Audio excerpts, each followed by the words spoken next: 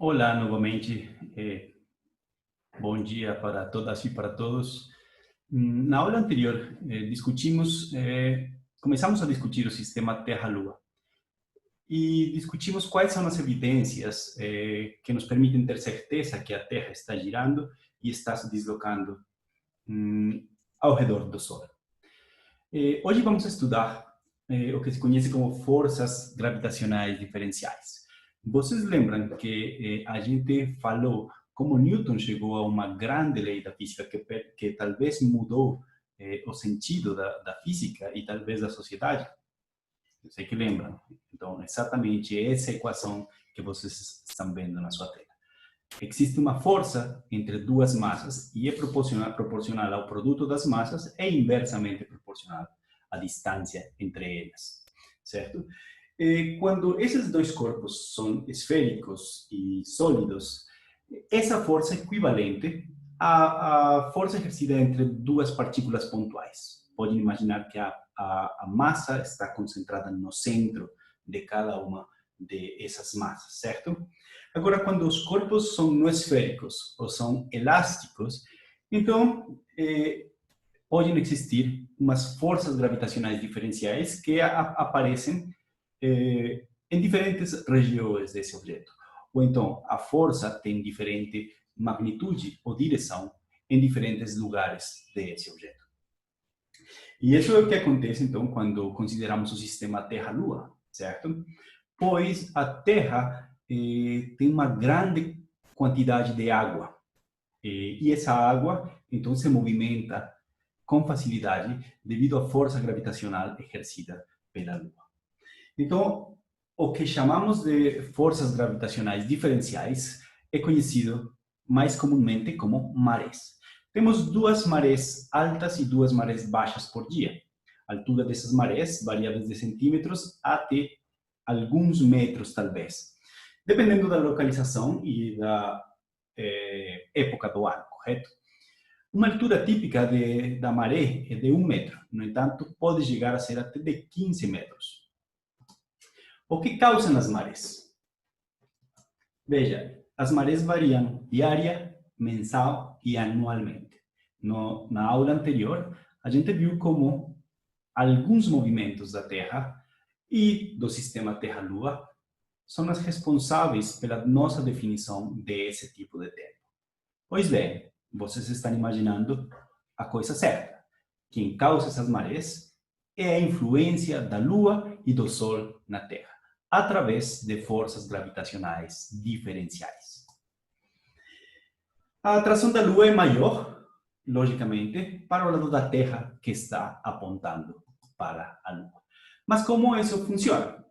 Vejam, essa figura aqui me mostra o que acontece quando a maré está acontecendo. Então, a parte da Terra que está apontando para a Lua fica mais achatada. E quem se estica são as massas de água, pois elas são mais elásticas. Não pensem que a superfície sólida não se movimenta. Também se movimenta, porém o movimento da água é bem maior, certo? As marés diárias, então, são o resultado da rotação da Terra. E por que acontecem as marés de forma simétrica nos dois lados da Terra? Isso é o que iremos ver matematicamente na transparência seguinte.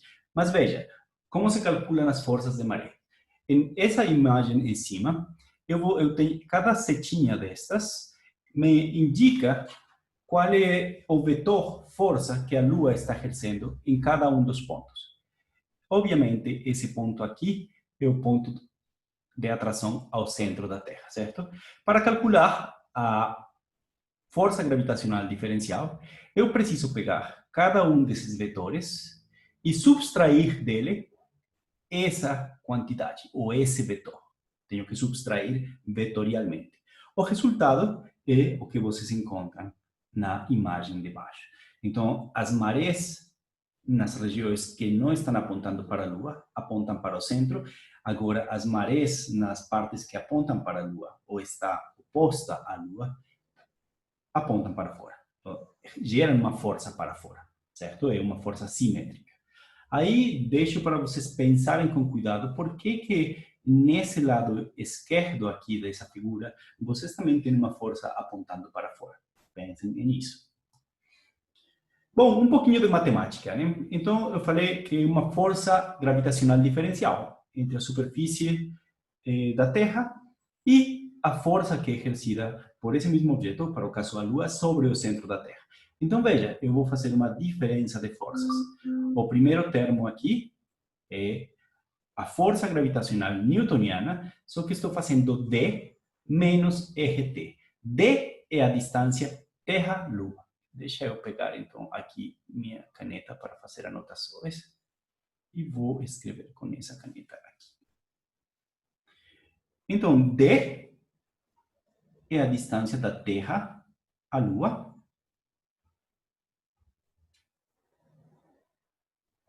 Essa distância. E RT é o raio da Terra. Esse aqui é RT e esse aqui é D. Então, se eu subtraio D menos RT, eu vou considerar, então, a força que está sendo exercida nesse ponto da Terra. Vocês concordam, certo? E a isso vou subtrair essa segunda força aqui, que é a força exercida exatamente pelo centro, entre os centros de massa da Lua e da Terra. Então, eu considero aqui a distância D. Depois de fazer alguma álgebra, que é muito simples aqui, é simplesmente uma soma de quebrados, vocês vão chegar a essa relação que se encontra aqui embaixo. Tem que, em algum ponto de seu cálculo algébrico, vocês vão ter que considerar que o raio da Terra é bem menor que a distância entre a Terra e a Lua. E, sobre essa consideração, a força gravitacional diferencial é aproximadamente 2 vezes o raio da Terra, multiplicado pelas massas da Terra e da Lua, e dividido pela distância Terra-Lua ao cubo. Veja que interessante, a força gravitacional diferencial entre dois objetos é inversamente proporcional à distância deles ao cubo. A partir daqui, então, eu posso calcular a aceleração de maré que a Lua exerce sobre a Terra. E essa é a última equação que eu tenho aqui. Então, depende da massa que está exercendo essa força, para o caso, a massa da Lua, depende do raio da Terra, e isso é óbvio porque eu estou considerando uma força diferencial entre o centro e a superfície da Terra, dividido pela distância entre esses dois objetos elevada ao cubo. Se aquela força é inversamente proporcional com a distância ao cubo, eu posso calcular também a força gravitacional diferencial que existe entre a Terra e o Sol, certo? O Sol se encontra muito mais distante da Terra do que a Lua. No entanto, a massa dele é muito maior. Então, eu posso fazer uma relação entre a aceleração de maré correspondente ao Sol e a aceleração de maré correspondente à Lua. O resultado dá que é 5 onzeavos, ou seja, a aceleração de maré é aproximadamente 2 vezes maior. A aceleração de maré devida à Lua é aproximadamente 2 vezes maior que a aceleração de maré devida ao Sol, as forças gravitacionais do Sol, diferenciais, né? Isso faz que as marés mudem também ao longo do mês. Quando a Lua se encontra na sua fase de Lua nova ou Lua cheia, e nessas posições com respeito ao Sol, certo? Então, veja, na Lua nova e Lua cheia, Sol, Terra e Lua se encontram alinhados. E nessa posição, a aceleração de maré da Lua e do Sol vão se somar. Isso vai causar uma maior maré, ou seja, uma vez por mês, perdão, 2 vezes por mês, temos uma maré bem maior, certo? Nas partes do movimento da Lua, nos períodos do movimento da Lua, nas quais ela se encontra em crescente ou em minguante, a aceleração de maré então decresce, certo? Há uma coisa bem interessante a respeito dessa aceleração de maré. Essa aceleração de maré está causando um certo atrito entre os dois objetos. E esse, como em todas as situações onde existe atrito, o atrito causa uma dissipação de energia. Normalmente, dissipação de energia em forma de calor. E essa dissipação de energia faz que se reduza, com o tempo, a energia cinética de rotação da Terra sobre seu eixo.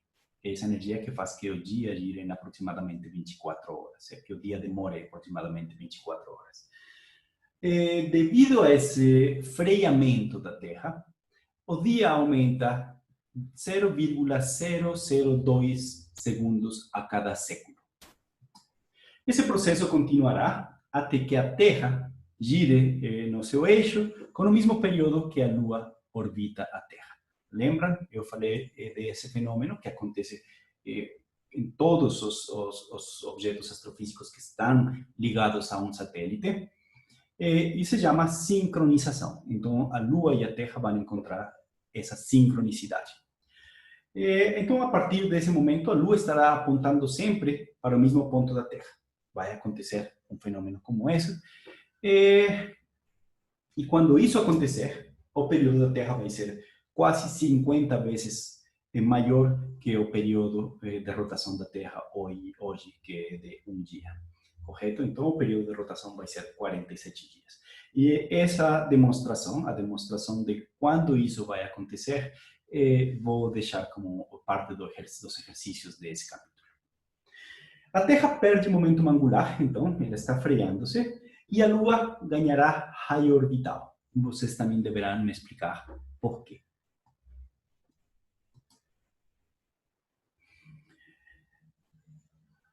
Como consequência exatamente do mesmo fenômeno, a Lua já se encontra em movimento síncrono entre a rotação dela e o movimento de translação dela. Isso se deve, ou isso aconteceu mais rapidamente, a que a aceleração da Terra, a aceleração diferencial ou a aceleração de maré da Terra com respeito à Lua, é 20 vezes maior que a aceleração que a Lua produz na Terra, certo? Veja, aqui está a aceleração de maré, e para o caso da Lua, então, aqui teria a massa da Lua, certo? O raio da Lua, e A sendo a distância entre a Terra e a Lua. Esse é 20 vezes maior. Então, o período de rotação é igual ao período orbital da Lua. A gente já falou sobre isso. Os movimentos de longo período da Terra, falamos sobre isso, movimentos de precessão e nutação. Esses movimentos de longo período se devem exatamente a essas forças que estão exercendo o Sol e a Lua sobre a Terra. Essas forças, obviamente, exercem torques. Uma forma de visualizar como os torques vão mudar ou vão fazer precisar o eixo de rotação é analisando um peão. O caso da Terra e a Lua e o Sol é ligeiramente diferente, mas podemos entender isso estudando o peão. Veja, então, quando um peão se encontra girando e o eixo dessa rotação não é normal, ou não é paralelo à normal do plano onde esse peão está girando, então a força gravitacional vai exercer uma força que vocês podem ver aqui, sobre o centro de massa. Esse é o raio de giro do peão. E eu posso calcular, então, o torque exercido por essa força sobre esse raio. E lembrem-se, então, tenho que aplicar a regra da mão direita entre esse vetor raio e o vetor gravidade. O resultado é que vai acontecer um torque para dentro desse objeto. Ou seja, isso vai fazer que se produza um movimento de precessão no sentido anti-horário daquele peão. E uma coisa similar acontece com a Terra, só que nesse caso não é a própria gravidade da Terra que quer fazer voltar o movimento ao eixo perpendicular ao plano, sino são as forças exercidas pela Lua e pelo Sol. Essas forças de maré vão querer que aquele eixo de rotação que se encontra inclinado por 23,4 graus volte ao normal. O Sol e a Lua querem endereçar, desentortar esse eixo de rotação.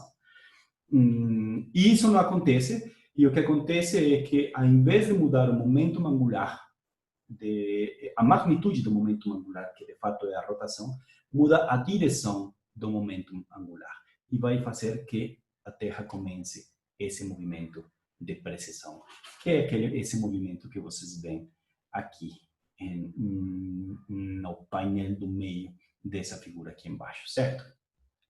Eu já falei que o período de precessão do eixo de rotação da Terra tem um período de 26.000 anos. Quais são as consequências disso? As consequências disso são que a orientação da esfera celeste está mudando com esse período, correto? Então, por exemplo, agora, o norte da esfera celeste aponta quase que perfeitamente a estrela polar, ou estrela Polaris.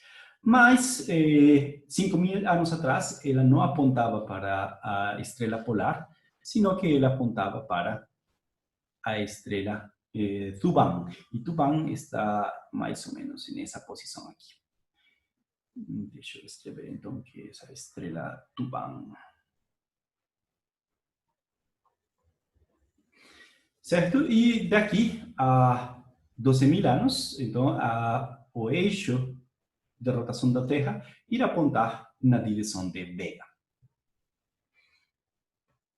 Lembrem-se, eu falei que esse movimento é o que faz que as constelações no plano da eclíptica, as constelações do zodiaco, mudem de posição também com um período de 26.000 anos. Se vocês não ficaram satisfeitos com o fato de seu signo zodiacal ter mudado desde que ele foi inventado pelos babilônios até hoje, pode jogar a culpa na sua lua. Finalmente, um último movimento da Terra é o movimento de nutação. Ele também se pode ver nessa figurinha aqui. Vocês veem como o eixo de rotação, além de estar girando assim, ele também está fazendo uns pequenos movimentos. Então, também se deve a torques exercidos devido principalmente à Lua, porque durante o ano, a Terra, perdão, o Sol e a Lua estão passando frequentemente entre o norte do Equador terrestre e o sul do Equador terrestre, certo? Porque eles estão na eclíptica. E essa variação de posição está exercendo uma pequena influência também no eixo de rotação e gera esse movimento que se conhece como nutação. Aqui nessa figura vocês podem ver como acontece essa nutação, que são pequenas variações no eixo de rotação, certo? O período de nutação é um período mais curto, dura aproximadamente 20 anos, 18,6, causado pela ação do Sol e da Lua, principalmente. Foi descoberto em 1747 por James Bradley. Vocês já escutaram esse nome aqui? James Bradley é um astrônomo inglês que foi o mesmo que descobriu a aberração da luz, discutida no capítulo anterior. Bom, espero que vocês tenham entendido, que tenha ficado claro para vocês quais são as acelerações diferenciais, a que se devem e quais são as consequências dessas acelerações diferenciais para a Terra, certo? Até já, nos vemos na próxima